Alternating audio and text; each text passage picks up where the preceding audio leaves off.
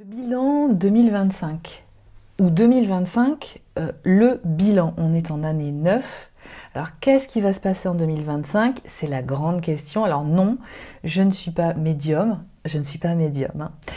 hein. Moi, je ne suis pas médium. Mais on a peut-être une indication des influences énergétiques de ce qui va se passer dans cette année. Beaucoup me demandent alors, qu'est-ce qui va se passer en 2025? Et pour chacun, alors est-ce que ça va être une bonne année? Est-ce qu'elle va être tranquille? Est-ce qu'elle va être mauvaise? Alors, ni bonne ni mauvaise, ça dépendra de ce que vous en ferez. Et on va voir.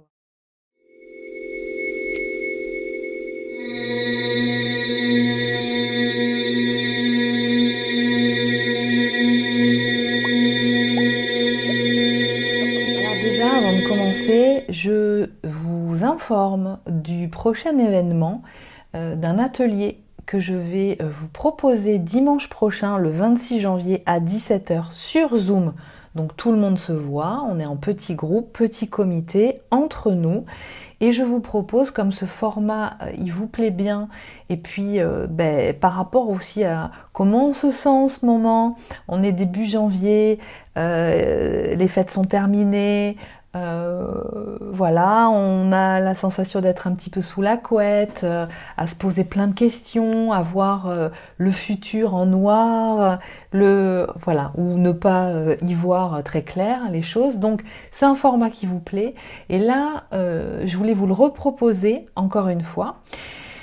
Surtout que le 29 janvier sera le nouvel an chinois, donc on va considérer qu'on a encore ce temps de pouvoir prendre et écouter les énergies de janvier qui viennent nous demander justement d'amorcer ou de préparer 2025. Voilà, qu'est-ce qui peut être manifesté, enfin comment je peux me préparer à ces énergies-là, qu'est-ce qu'il va y avoir, de quelle façon je peux accompagner mon expansion personnelle. Alors cette fois-ci, on va toujours passer par un ressourcement au travers de l'espace sacré, parce que ça aussi, je sens que c'est important en ce moment, hein, ce côté cocooning, ce côté repos, le corps qui a besoin de reprendre de l'énergie. Donc, c'est pour ça que je vous propose l'atelier aussi dimanche, ressourcement, espace sacré. Et là, on va faire un focus sur cet alignement, cette technique de cohérence rapide avec un très très bon effet de ressourcement, aura pour bénéfice de vous préparer pour aller identifier ce qui s'est passé, faire un bilan des 4 dernières années.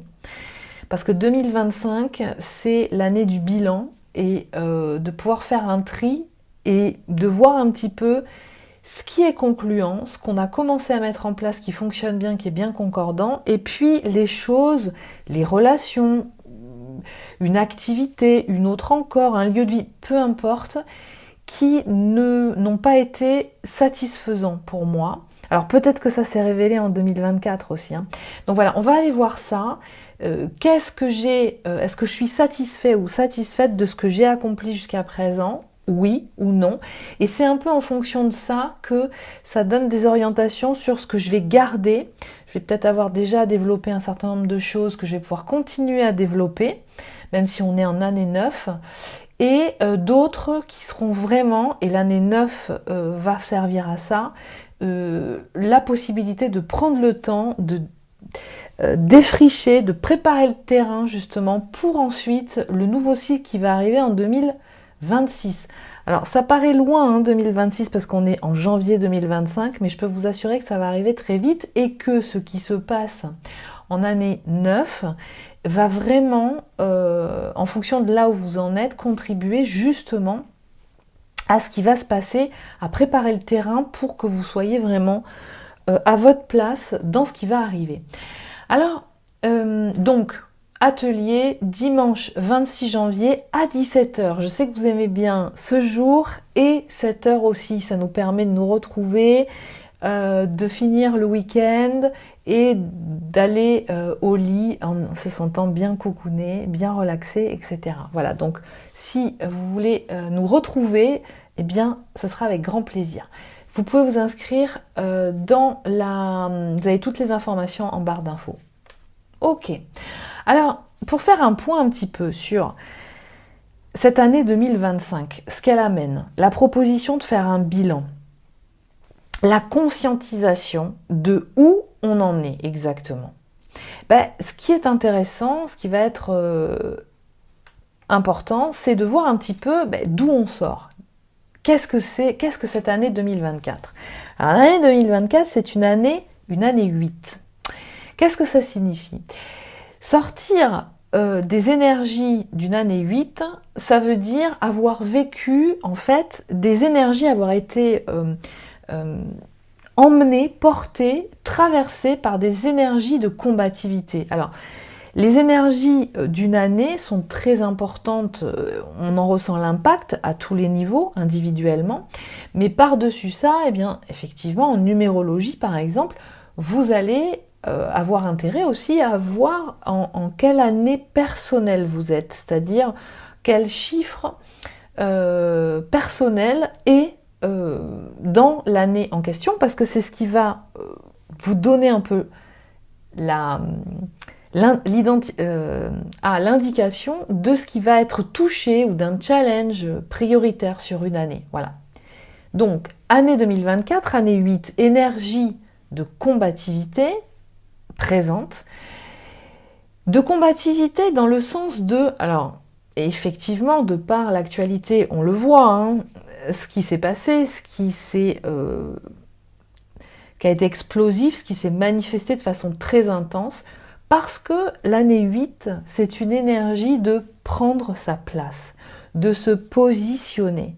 Donc, que ce soit au niveau collectif ou au niveau individuel, et je vous invite à observer ce qui s'est passé pour vous en 2024, eh bien, il y a eu probablement des velléités à monter au créneau, ça peut être le cas, à se positionner, alors pas forcément de façon agressive, prendre sa place, sentir que là il est temps de pouvoir faire valoir ses compétences, de monter en compétences au travers de potentiels qu'on peut avoir, par exemple aussi. Donc, comme en étant poussé à prendre sa place et à se positionner, si c'est pas encore tout à fait ajusté, ça a pu donner, effectivement, quand on n'est pas encore en paix avec soi-même, quand on n'est pas encore dans l'amour de soi, être poussé à manifester une grosse colère, en fait, et de se sentir beaucoup d'injustice, et de se sentir explosif, et d'exploser, de fait. Donc 2024, ça a été un intense révélateur, notamment au niveau interne, personnel, de modèles internes opérants encore, notamment en termes de type d'attachement, de troubles qui peuvent se manifester, qui sont issus de dysfonctionnements, de mémoire involutive encore agissantes, peu importe où elles sont situées, mais aussi 2024 révélateur de compétences qui sont quand même bien intégrées et que je n'ai peut-être pas jusqu'à présent mis suffisamment en haut de la scène, ou que j'ai fait monter sur scène, d'accord ? C'est-à-dire des formes d'intelligence particulièrement intégrées qui font de moi ma particularité avec des compétences quand même d'un niveau qui permettent une puissance très forte en matière de certaines compétences. Et pourquoi ? Eh bien, ne pas les valoriser pour me sentir intégré dans la moyenne comme les autres. Ça, c'est typiquement français, ça. Il faut toujours être dans la moyenne. Même quand on est au-dessus, c'est pas possible. C'est un gros mot. C'est outrageant pour les autres. Non, il faut redescendre. Il faut être dans la moyenne. C'est terrible, ça. Bref.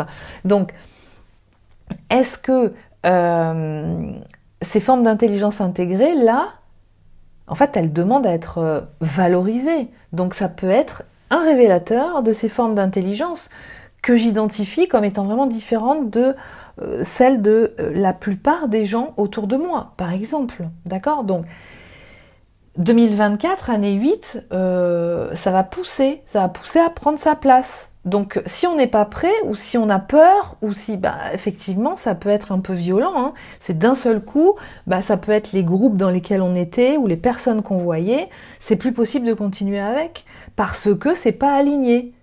D'accord? Alors sans se mettre sur un piédestal et se prendre pour la 7e merveille du monde, ou pour quelqu'un de supérieur, il ne s'agit pas de ça, mais si les formes d'intelligence accrues et qui génère effectivement un éveil de conscience, hein, parce que intelligence, conscience, voilà, il y a quelque chose qui est quand même, qui vibre d'un même état, en fait, hein, pour moi.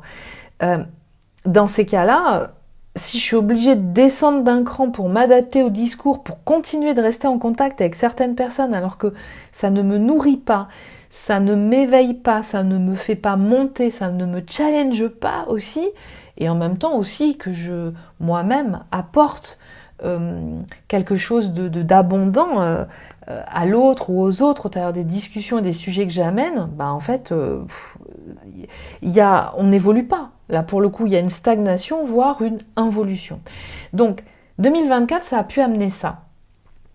Ça a pu amener aussi la révélation de modèles internes opérants qui se traduisent par des programmes involutifs, notamment par la manifestation de troubles. Alors les TDA, TDAH, troubles 10, qui ont peut-être pu être révélés, qui se sont peut-être intensifiés aussi chez certains.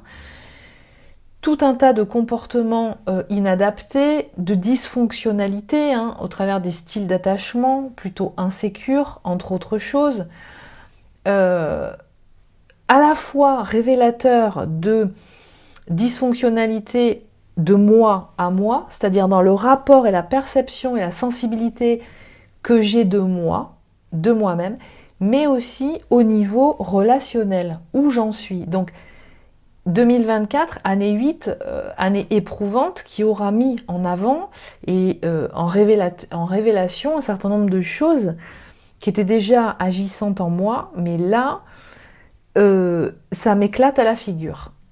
Et ça a pu être le cas, hein, que ce soit en termes relationnels. Alors si vous êtes dans l'expérimentation du couple universel, vous aurez probablement expérimenté cette année, alors ça n'aura pas été une nouveauté, hein, certainement pour vous, si vous expérimentez ce lien depuis de nombreuses années, mais là, quelque chose qui, même si il y a une évolution depuis un certain temps, hein, issue de vos progressions, j'ai envie de dire, personnel, individuel, mais là, il y a pu y avoir des explosions en vol, j'ai envie de dire.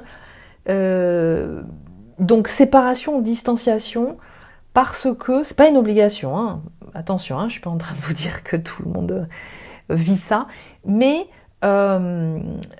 qui a pu être très intense, qui est venu toucher d'un côté comme de l'autre des choses qui étaient importantes de conscientiser de soi, et aussi concernant l'autre, ces modèles internes opérant à lui ou à elle aussi, qui fait que ça crée des dysfonctionnalités qui empêchent la relation de se développer. Et je distingue bien le lien et la relation, d'accord? Au départ, il y a un lien, il y a une connexion, que vous soyez en couple, pas en couple, ensemble, proches, à distance, que vous échangiez régulièrement comme pas du tout actuellement, le lien, il est toujours là. Par contre, l'invitation, c'est de développer la relation. Et ça, c'est pas une mince affaire. C'est justement un des enjeux de ce duo. Donc une année éprouvante où on aura pu manifester de différentes façons, et peut-être aussi sur différents sujets, hein, mais c'est où j'ai réagi et vous avez réagi par de la colère, vous vous êtes senti en mode combat avec un sentiment d'injustice, hein, d'avoir vécu ce que vous avez vécu, hein, quel que soit à quelque niveau que ça a été et ce que vous ayez vécu.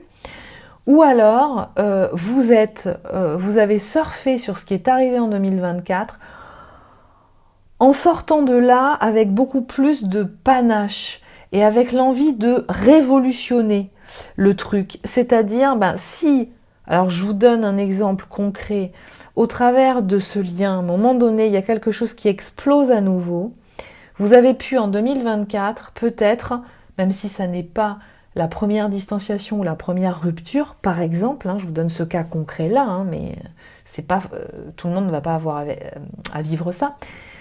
Mais là, par exemple, où vous en êtes, vous avez senti que cette séparation, cette distanciation, elle est juste parce qu'il y a quelque chose qui demande à être réajusté et que vous, personnellement, n'avez pas la main là-dessus parce que ça concerne l'autre, d'accord ? Vous pouvez faire ce qui vous est possible et vous avez la maîtrise vous concernant de réajuster un certain nombre de choses, d'informations, de mémoire, etc. Et ça, c'est un grand conseil de le faire quand vous êtes dans l'expérimentation du couple universel parce que ça sous-entend que vous êtes dans un parcours d'éveil de conscience, un processus très intense et très exigeant.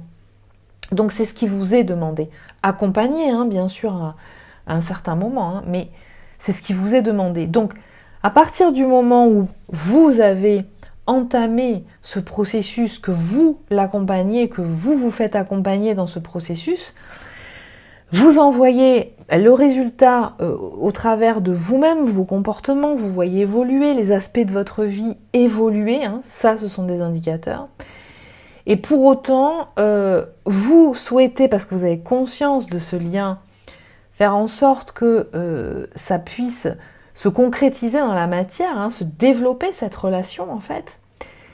Et là, ça explose en vol parce que l'autre n'est pas encore ajusté, réparé, reprogrammé dans des programmes involutifs qui, de fait, dans cette relation, viennent être touchés, viennent être ébranlés, parce qu'ils ont besoin d'être programmés. Et si ça ne l'est pas, en fait, ce couple ne peut pas être manifesté dans la matière. Ça ne tient pas. Voilà.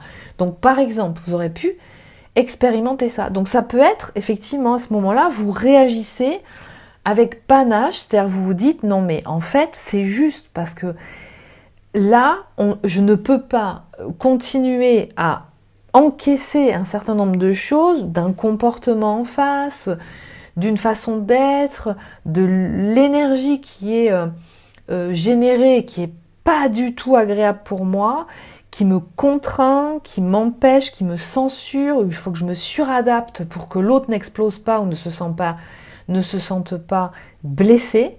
Mais vous, en attendant, par exemple, vous vous sacrifiez.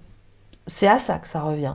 Et là, vous avez peut-être pu expérimenter que il y a eu une interruption, d'accord, et que pour autant, vous ressentez l'amour pour l'autre, mais que effectivement, dans ces termes-là et à ces conditions-là, qui vous amène et qui vous pousse à vous sacrifier quelque part pour que le couple aille bien, ça n'est pas juste. Donc, ok, j'accepte, je continue mon cheminement, parce que vous avez toujours quelque chose à faire. Sur ce parcours, je peux vous dire que sans que l'autre ne soit là, vous avez quelque chose à faire pour vous, d'accord ? Vous concernant, dans ce que vous avez à accomplir. Donc vous ennuyez pas. L'ennui, c'est pas vraiment le sujet quand vous expérimentez ce parcours-là.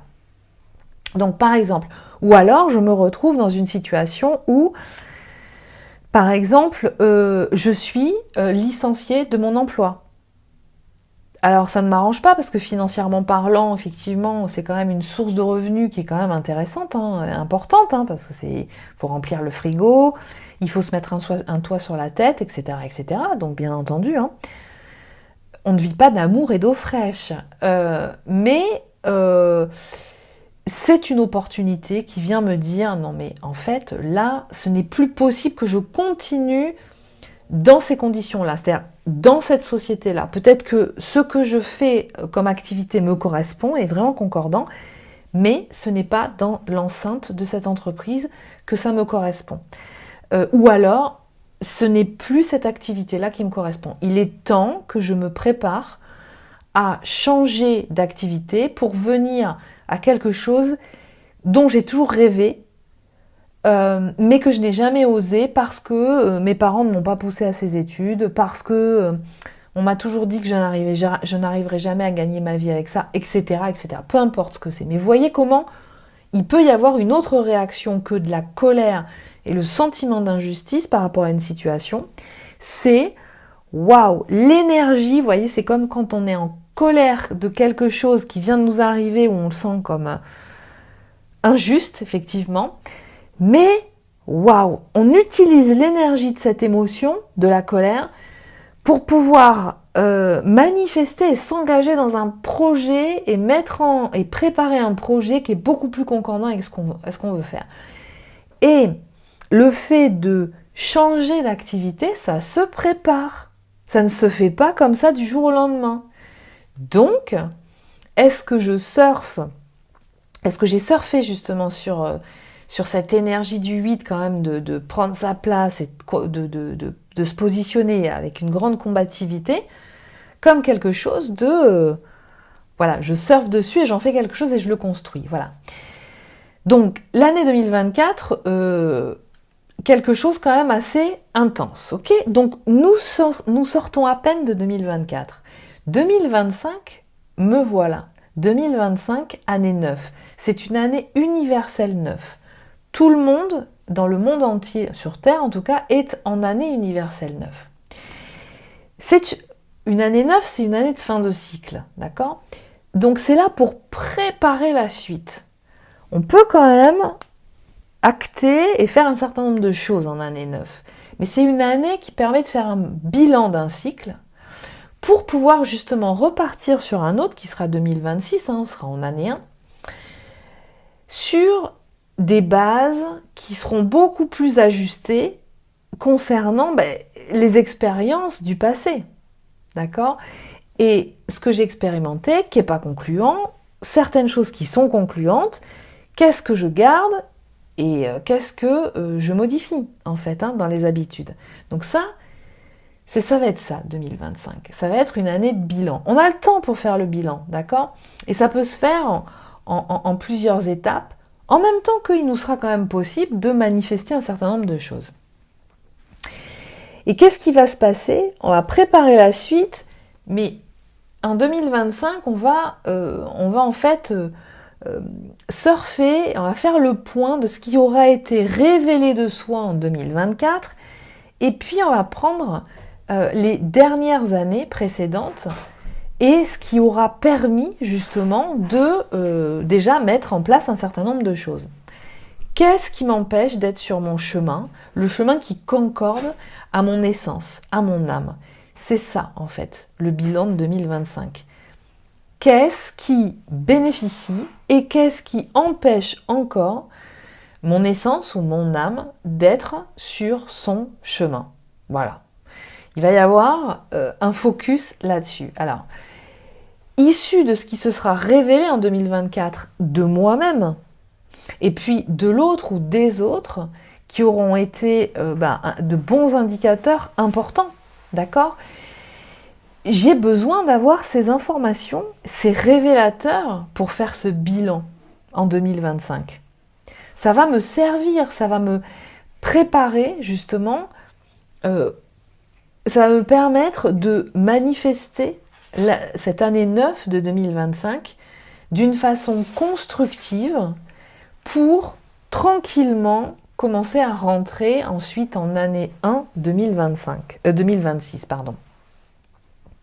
Donc, ça veut dire quoi? En 2024, je vais avoir l'opportunité déjà d'un certain nombre de formes d'intelligence révélées de moi, une connaissance de moi qui se sera déjà révélée, ça aura été un peu explosif 2024 dans la révélation des choses, c'est-à-dire que pour que ce soit révélé, peut-être que quelque chose est venu m'éclater à la figure, qui aura peut-être été vécu comme assez intense ou peut-être violent, mais il aura fallu ça pour que je prenne conscience de qui je suis, quelles sont mes compétences dont je ne me sers pas, qui ne sont pas encore suffisamment mises en avant, mises en valeur, par exemple.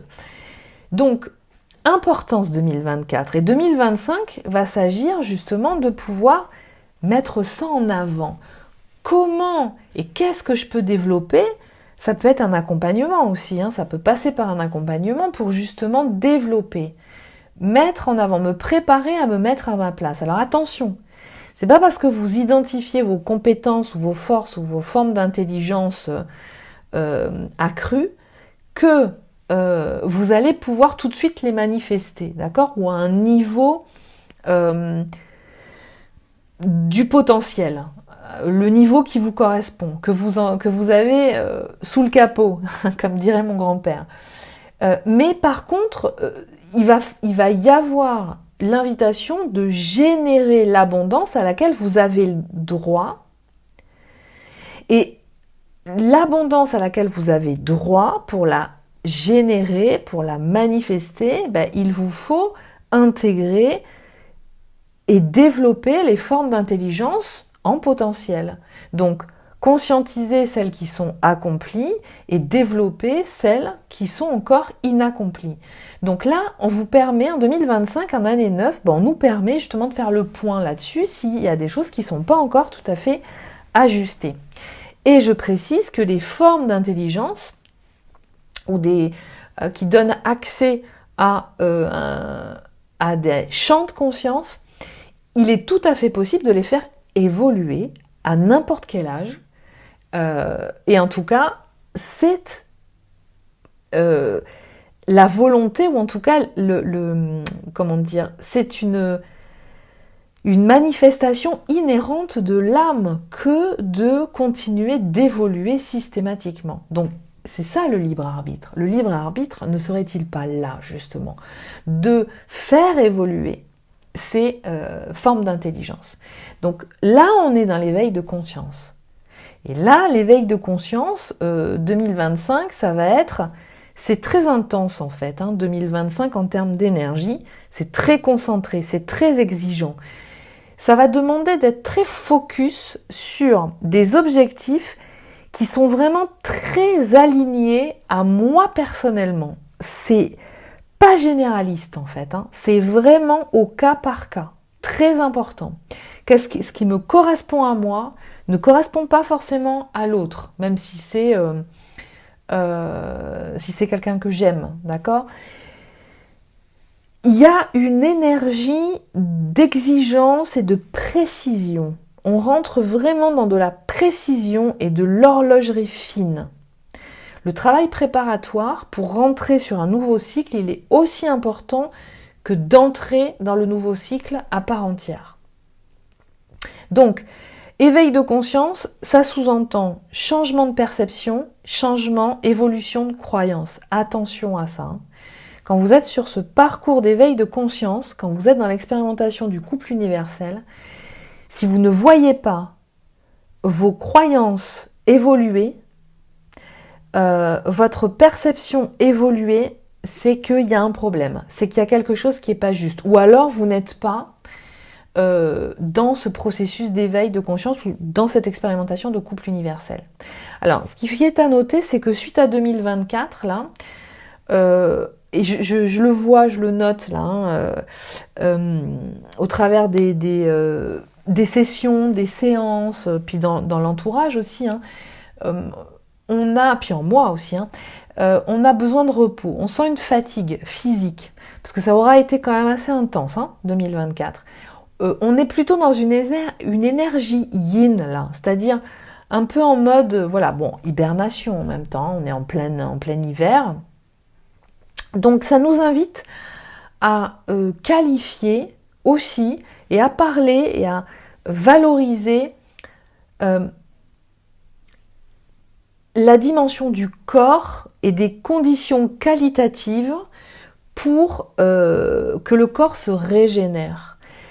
Un temps de repos de qualité est vraiment très indiqué. Conscientisation de l'importance en fait de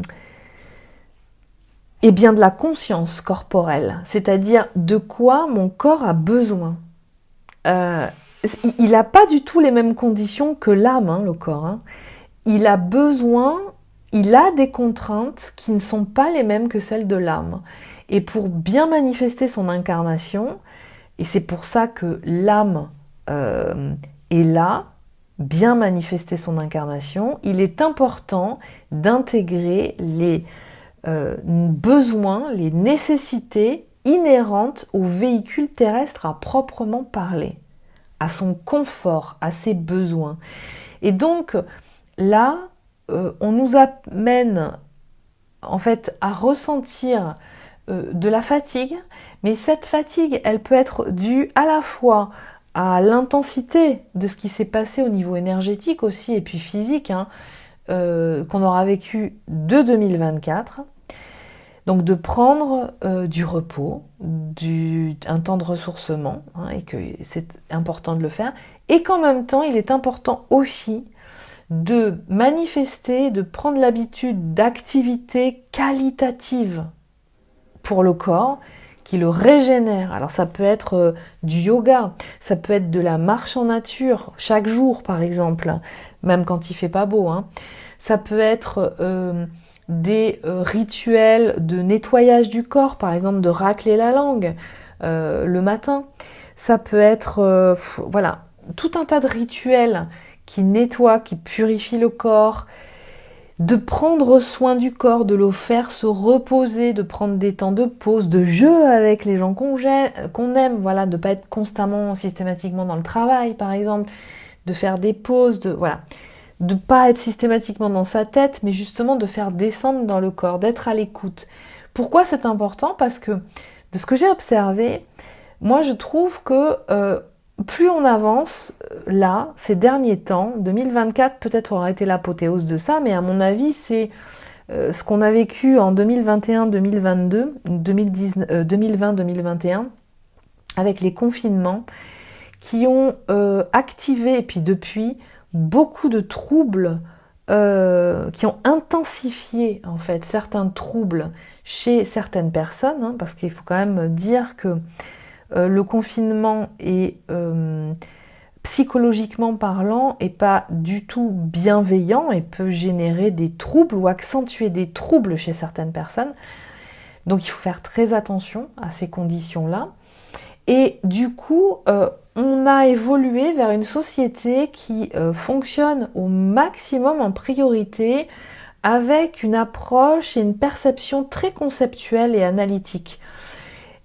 Ça a généré beaucoup de dissociations, ça les a accentuées chez des gens qui avaient déjà ces capacités dissociatives manifestées par leur système de protection. Ça s'est très intensifié, ce qui fait que moi j'ai la sensation à certains moments de vivre dans une société qui priorise ou qui valorise, ou qui en tout cas, même si ça fait inconsciemment, qui fonctionne sur le culte de la dissociation. Qui fait que, en fait, on est quelquefois en face de gens qui fonctionnent, qui sont hors sol, c'est-à-dire qui n'ont aucune conscience des contraintes nécessaires du corps, de temps de repos, de temps de récupération pour s'alimenter, pour s'hydrater, pour faire un certain nombre de choses, de vêtements et d'équipements adaptés à l'environnement dans lequel on est en train d'expérimenter. Quand on est dissocié, on ressent plus rien du tout. Donc c'est comme une anesthésie à un moment donné. Et donc peu importe comment tout cet équipement est en fonction de... la personne ne ressent absolument rien. Elle peut tout faire avec rien. Alors on pourrait se dire, c'est génial, c'est Superman ou c'est Superwoman. Elle peut tout faire, elle a besoin de rien. Le problème, c'est que en fait, à ce moment-là, quand on est en dissociation, c'est ce moment-là où on est en capacité de faire ça. Le souci, c'est que quand on attend que les autres fassent pareil, ça vient provoquer beaucoup de mal-être et de malveillance du coup. Alors, ça part d'un état inconscient, mais on voit comment justement ces états inconscients peuvent amener à fonctionner de façon dysfonctionnelle tout un collectif et qui nous amène droit dans le mur à certains endroits. Donc est-ce que 2024 aura pas justement été un gros révélateur de ça? Et nous avons 2025 comme proposition en année 9 justement pour finir de conscientiser tous ces points-là et de réajuster, de défricher pour pouvoir justement nettoyer tout ça. Donc, l'année 9 universelle. Alors, qu'est-ce qu'elle nous apporte déjà? Elle va nous apporter dans les grandes lignes une capacité de reconnaissance de ce qui a été accompli, de ce que vous avez accompli, vous, depuis un certain nombre d'années. Certainement, peut-être, avez-vous déjà mis en place quelque chose de l'ordre d'un projet? Ça peut être professionnel, ça peut être d'un lieu de vie, ça peut être d'un changement d'activité, ça peut être peu importe ce que c'est. Vous avez peut-être déjà commencer à travailler sur un projet, mettre en place des choses, ou peut-être commencer une formation il y a 1 an, il y a 2 ans, pour pouvoir justement opérer un changement d'activité, par exemple. Et ça se prépare, hein, j'insiste, hein, c'est pas en 24 heures ou parce qu'on vient d'être, par exemple, licencié d'une activité que en 2 mois, ça y est, on est apte à manifester un autre métier, d'accord? Il faut un temps de formation, ça se prépare, la transition financière, économique, etc. se prépare, etc. Bon, année 9, reconnaissance de ce qui a été accompli. C'est-à-dire que là, vous est mis en valeur la persévérance de ce que vous avez réalisé, commencé à réaliser depuis quelques années. Année 9 universelle 2025, elle apporte la possibilité d'un aboutissement de quelque chose, c'est-à-dire on va pouvoir sentir une aide qui va nous accompagner si, à partir du moment, si et seulement si on se sent engagé dans un projet ou sur un sujet, alors ça peut être une activité professionnelle, hein, mais comme ça peut être un autre projet, si on est engagé et qu'on a envie et qu'on distribue l'énergie pour manifester et donner vie à ce projet. D'accord? Alors attention, ça ne se fait pas tout seul. C'est que vraiment, il y a quelque chose qui a déjà été identifié comme étant concordant pour moi et dont l'énergie me correspond et que je vais pouvoir commencer à le mettre en œuvre. Donc on peut commencer en année 9, là, s'il y a quelque chose qui a commencé en préparation il y a quelque temps, qui a commencé à être bien précis et qui s'ajuste et qui est concordant, on peut aller jusqu'à un aboutissement en 2025. Ça va favoriser cette année-là les activités publiques. Les activités publiques qui vont être récompensées, mises en avant, poussées. Donc vous pourriez sentir être poussé à vous montrer peut-être un peu plus, mais attention, seulement si vous êtes engagé pleinement en générosité dans ce que vous faites, c'est-à-dire que ce soit fait avec le cœur, quoi, hein, et non pas uniquement parce que ça fait du bien à votre image sociale ou à votre image professionnelle, ou si c'est uniquement pour un motivé financièrement parlant, d'accord ? Il y a cette possibilité-là en 2025, c'est-à-dire des énergies qui peuvent pousser, qui peuvent accompagner en ce sens. Il y a aussi la possibilité d'une ouverture sur le monde, alors avec par exemple des opportunités de voyage, que ce soit personnel, au niveau professionnel, peu importe, avec la possibilité de découvrir d'autres cultures, d'autres façons de faire, d'autres façons de procéder, d'autres façons de penser, d'autres façons de manger. Voilà. Attention, l'année 2025, elle peut être porteuse vraiment de beaucoup d'émotivité, hein, c'est-à-dire que se sentir très émotif, partir au quart de tour, très touché, très sensible, plus que d'habitude, comme on peut forcément le voir observer aussi chez les autres, d'accord ? Donc attention au débordement émotionnel. Grosso modo, c'est une étincelle et ça peut partir en explosion, d'accord ? Alors c'est pas forcément dramatique, hein, mais en mode beaucoup de gens dans la rue, sentir le mécontentement et le manifester, regrouper avec d'autres personnes, voilà, ce genre de manifestation. Voilà ce qu'on peut avoir, mais quelque part, peut-être que c'est bien aussi, justement, c'est que ça peut donner lieu à exprimer et manifester de façon tangible un positionnement. Non, ça, nous n'en voulons plus. Ça, ce n'est plus possible. Ça, c'est fini, etc., etc. Il y a vraiment quelque chose de cet ordre-là. Alors, il peut y avoir des choses qui s'arrêtent. On est en année 9, c'est une fin de cycle. Il y a des choses qui peuvent s'arrêter. Alors, des choses, c'est quoi?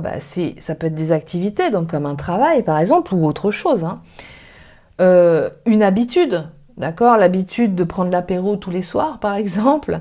L'habitude de, je sais pas moi, de passer tout le temps, d'appeler ma mère tous les soirs. Bon, maintenant, là, c'est voilà, mettre un petit peu plus de distance par rapport à certaines choses, etc., etc.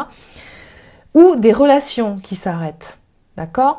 Mais attention, si ça s'arrête, c'est peut-être que, comme je l'ai décrit précédemment, que ça peut venir vous dire aussi que c'est plus ma place en fait d'être là, de manifester ça, de réaliser ça.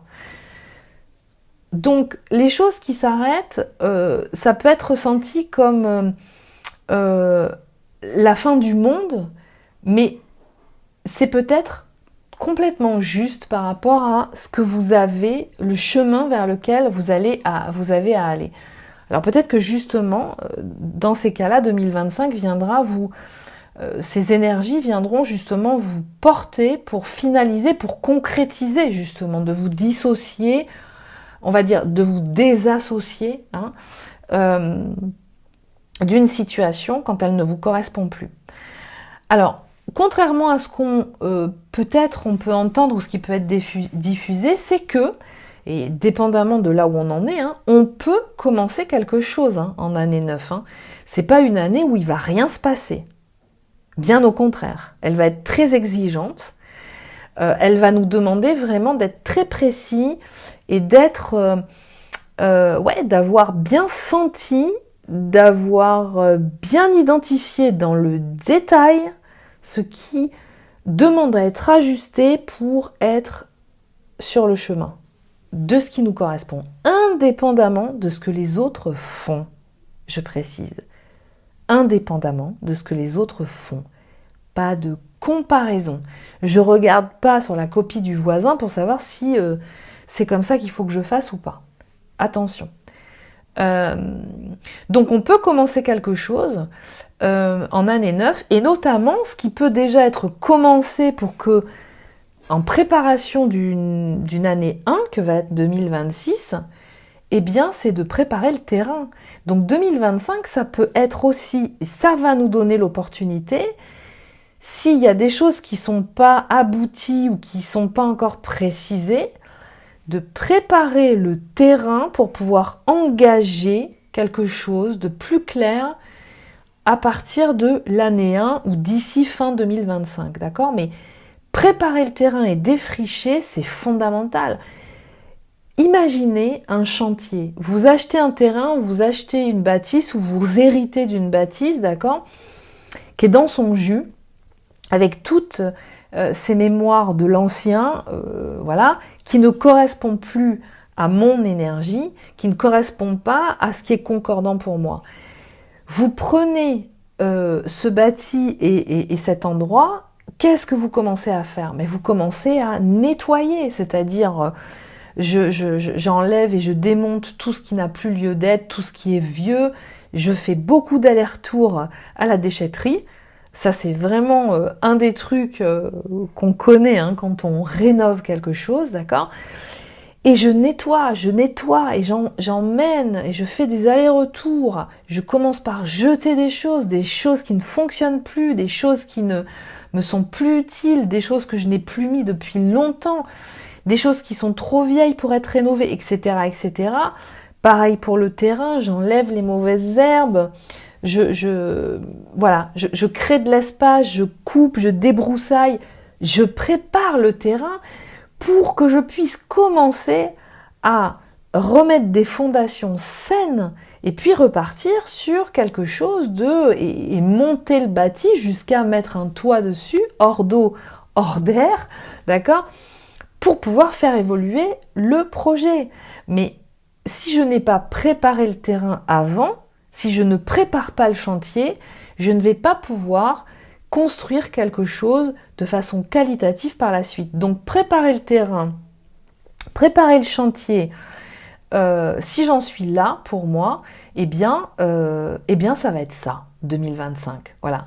Cette année 9 va être très puissante en ce sens. Alors, la particularité de 2025 en année 9, ça va être en fait une énergie favorable à terminer quelque chose, c'est-à-dire ça, si ça ne me correspond plus, quel que soit l'aspect de ma vie, quel que soit le projet, que ce soit moi-même par rapport à des habitudes ou par rapport à quelqu'un d'autre, je termine. Voilà. J'aboutis, ça peut être aussi quelque chose de très constructif. Là, je finis un cycle, je finis en beauté, là, j'ai fini quelque chose, ça m'a apporté quelque chose. Et maintenant, je suis prête pour passer à la suite. Je stagne pas, en fait. Je reste pas à me morfondre ou tout simplement à baigner dans quelque chose que j'ai acquis, qui est super. Mais voilà, je fais quoi avec? Ben non, je sirote et je savoure les lauriers de mes acquis. Non, l'invitation, c'est on passe à la suite. Donc on termine quelque chose et en même temps, oser aller réaliser quelque chose qu'on n'a jamais encore osé réaliser. Voilà. Il y a quelque chose de cet ordre-là qui va se donner à engager. Et ce sera peut-être la préparation. Peut-être que c'est pas en 2025 que se manifestera cette réalisation qui vous fera monter encore une marche plus haut dans vos réalisations. D'accord ? Oser, l'audace de monter en compétence, de faire et de réaliser quelque chose qu'on n'a jamais fait. D'accord ? De monter sur scène et de parler devant un plus grand auditoire en live. Ok ? Ça, tu l'as jamais fait. Eh ben, c'est ton challenge, par exemple. D'accord ? Donc, il y a quelque chose de cet ordre-là en 2025. Est-ce que ce sera en 2025 que ça se fera? Peut-être pas. Peut-être que oui. Peut-être pas. Mais c'est pas grave. En tout cas, il y a toute la préparation qui est importante pour pouvoir justement en arriver là. Donc,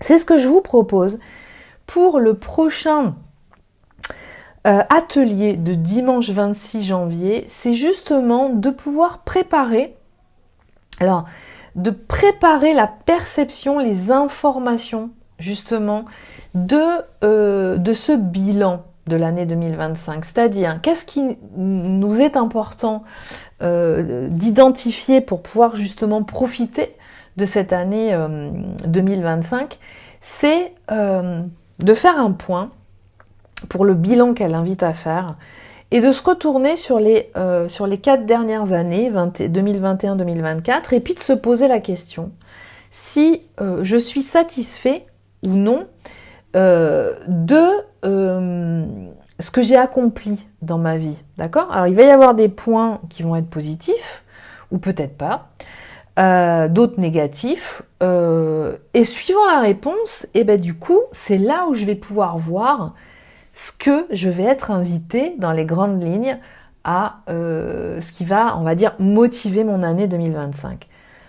Est-ce que je vais être incitée à oser manifester quelque chose en allant un cran au-dessus et en me préparant à franchir un cap, d'accord, à réaliser ce que je n'avais jamais osé faire avant? Ou est-ce que là, si je me sens pas satisfait de ce qui a été réalisé dernièrement, eh ben, j'ai l'opportunité en 2025 de faire autrement, de changer le cap, de réorienter. Peut-être que ce que j'avais conceptualisé, si je suis très conceptuelle, eh ben, c'était trop analytique et pas assez en lien et encodé avec la réalité et le pragmatisme. Donc, pour l'atelier, on va utiliser le ressourcement que je vais vous proposer de pratiquer, dont vous allez bénéficier, pour justement pouvoir identifier ce que vous n'avez pas envie de garder pour la suite, pour le cycle prochain. Et sans urgence de le mettre en place là. Il y aura tout 2025 justement pour s'occuper de ça. Alors concernant le couple universel, pour finir, moi ce que je ressens concernant 2025, c'est que, et c'est ce qui a commencé à se mettre en place depuis un certain temps, ce que je ressens, parce que vous remarquez que je ne parle pas, ou très peu, euh, de flammes jumelles, c'est-à-dire que je n'utilise quasiment pas le terme flamme jumelle. Moi, ce que je sens, c'est que il va y avoir une clarification, un ajustement beaucoup plus précis concernant cette expérience que moi j'appelle couple universel, que d'autres appellent flamme jumelle. Il y a quelque chose qui va devenir de plus en plus authentique.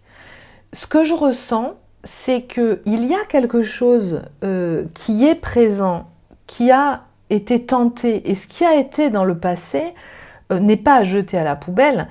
Ça a contribué, c'était le reflet des différents niveaux de conscientisation concernant une expérience, qui est très compliquée à expliquer et à traduire de façon, j'ai envie de dire, scientifique en fait.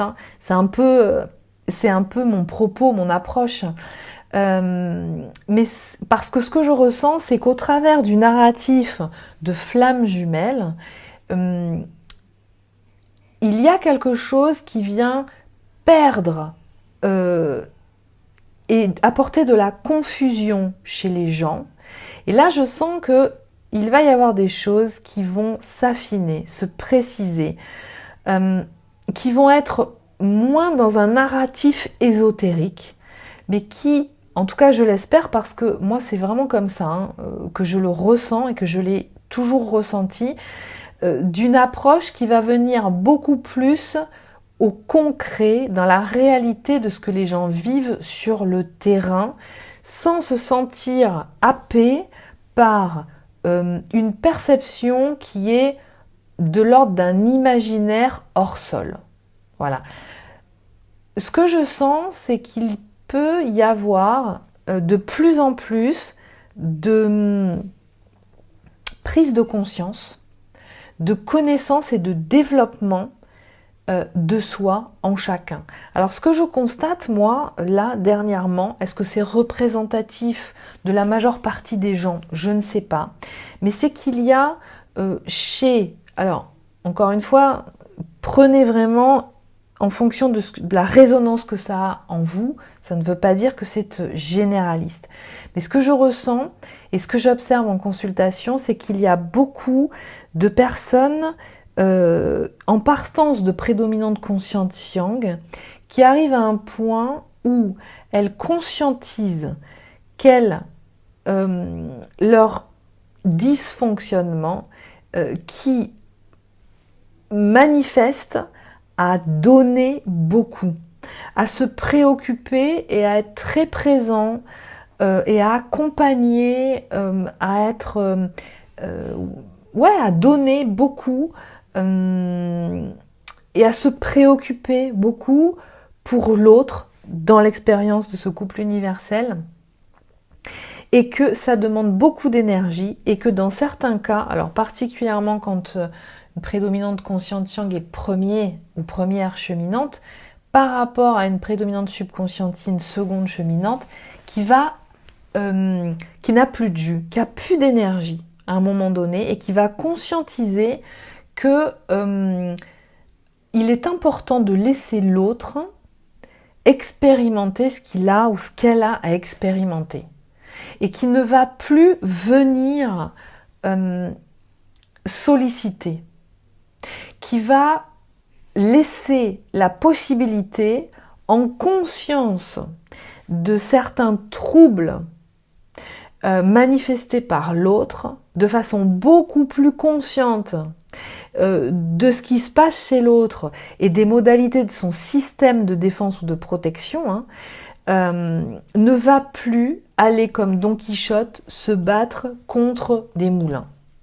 C'est-à-dire, à un moment donné, lâche l'affaire, j'ai envie de dire, c'est-à-dire conscientise que ce qui est important surtout, c'est qu'à un moment donné, si ce couple doit se manifester, il est nécessaire que à ce moment-là, l'autre de prédominante subconscientine viennent en totale conscience, volontairement s'engager avec lui ou elle dans ce lien, mais de son fait, et manifeste et exprime. Donc ça sous-entend que l'attachement évitant ou désorganisé, donc l'attachement insécure, n'est plus actif, hein, parce que sinon il y a sacrifice, sinon il y a posture sacrificielle en face, et ça c'est pas gérable. Et c'est, je le regrette, moi c'est ce que j'observe, c'est ce que pourrait avoir aussi invité et poussé le narratif flamme jumelle. Alors je parle en général, hein, je ne nomme personne, hein, mais de ce que je peux retrouver chez les clients en consultation à certains moments, qui se poussent à vivre et à rester coûte que coûte dans le lien, parce qu'elles entendent, au travers du narratif flamme jumelle, c'est un couple que vous ne devez pas laisser tomber, c'est le couple de votre vie, c'est un amour, de toute façon, vous ne pourrez pas en vivre d'autre comme ça. Alors, je vous confirme, hein, qu'il y a quelque chose de très puissant. C'est quelque chose qui ne peut pas être expliqué uniquement par la science, d'accord ? Il y a quelque chose de l'ordre d'un autre niveau, au niveau de l'âme, qui n'est pas du tout contrôlable, ni d'un côté ni de l'autre. Ça, c'est clair, je le confirme.